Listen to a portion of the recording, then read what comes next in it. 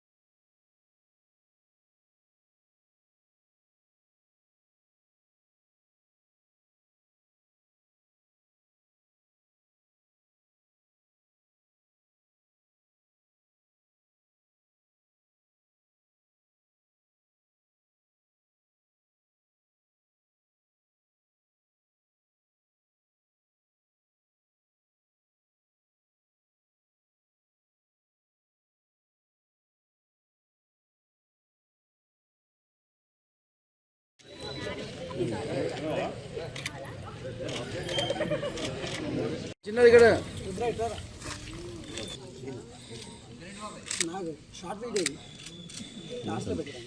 విధంగా నల్గొండ నియోజకవర్గ ప్రజలకు, తెలంగాణ ప్రజలందరూ కూడా సంక్రాంతి శుభాకాంక్షలు తెలియజేస్తా ఉన్నాను. మరి సంక్రాంతి అనేది ప్రతి రైతు కుటుంబానికి మొదటి పండుగ. నాట్లేసిన తర్వాత వ్యవసాయ పనులు ప్రారంభమైన తర్వాత మొదటి పండుగ సంక్రాంతి పండుగ.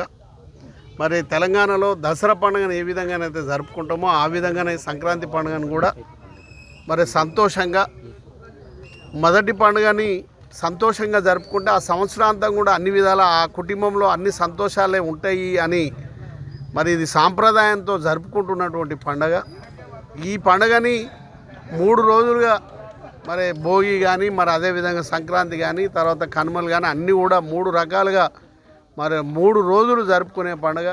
న్యాచురల్గా రేగుబండ్లు కానీ, నవధాన్యాలు కానీ, మరి అదేవిధంగా గొబ్బెమ్మలు కానీ, మరి అందులో గరక కానీ అన్నిటిని కూడా మరి ఇంటి ద్వారాల కాడ పెట్టి మరి మనకు ఉన్నటువంటి దోషాలు తొలగించే విధంగా మరి ఆ 3 రోజుల పండుగని మరి జరుపుకుంటున్నటువంటి సందర్భాన్ని, ఆ ఇంటికి ఉన్న దోషాలు కూడా తొలగి మరి ఆ సంవత్సరం మొత్తం కూడా ప్రతి ఇంట్లో, మరి తెలంగాణలో ఉన్నటువంటి ప్రతి ఇంట్లో కూడా గొబ్బెమ్మలు పెట్టి మరి ఏ విధంగానైతే మనం కార్యక్రమాన్ని జరుపుకుంటామో మరి అప్పుడు వెనకట మరి ప్రతి ఒక్కరు కూడా శాశ్వతంగా తయారు చేసినటువంటి సంక్రాంతి పండుగని మరి జరుపుకుంటున్నాం మనం.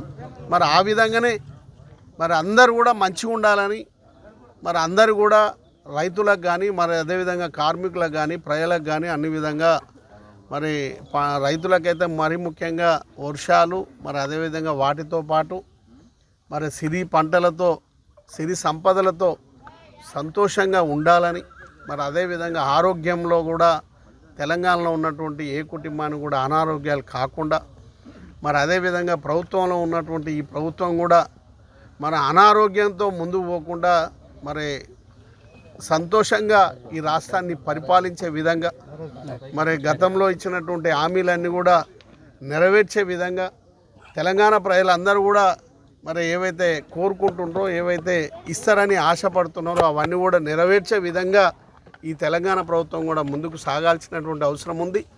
ఈ తెలంగాణ సంక్రాంతి తర్వాతనైనా మరి ఒకరి మీద ఒకరు విమర్శలు చేసుకోకుండా మరి ఈ తెలంగాణ ప్రజలు ఇచ్చినటువంటి అవకాశాన్ని వినియోగించుకొని ఈ తెలంగాణను అభివృద్ధిలో ముందుకు తీసుకుపోయే ప్రయత్నం చేస్తే బాగుంటుంది. మరి అదేవిధంగా మరి దోషాలు చిన్న చిన్న అనవసరమైనటువంటి విషయాలు మన రప్చర్ పోకుండా తెలంగాణ అభివృద్ధి కోసం పడే విధంగా ముందుకు పోవాలని కూడా కోరుకుంటున్నా. మరి అదేవిధంగా ఈ తెలంగాణ రాష్ట్రాన్ని సాధించి ఈ తెలంగాణ రాష్ట్రాన్ని అన్ని విధాలా ముందుకు తీసుకుపోయినటువంటి మరి బాపు ఈ తెలంగాణకు కేసీఆర్ కూడా ఆరోగ్యం బాగుండి మరి ప్రజల్లోకి వచ్చి మరి అన్ని విధాల ప్రతి కుటుంబానికి అండగా నిలవాలని ఆ కల్వకుంట్ల చంద్రశేఖరరావు గారికి మరి ఆ భగవంతుడు మరి మంచి చేయాలని కూడా భగవంతుని కూడా కోరుకుంటూ మరొకసారి సంక్రాంతి సందర్భంగా అందరూ కూడా మరి సంక్రాంతి శుభాకాంక్షలు కూడా తెలియజేసుకుంటూ మరి అదేవిధంగా మీడియా మిత్రులకు కూడా సంక్రాంతి శుభాకాంక్షలు తెలియజేసుకుంటాం.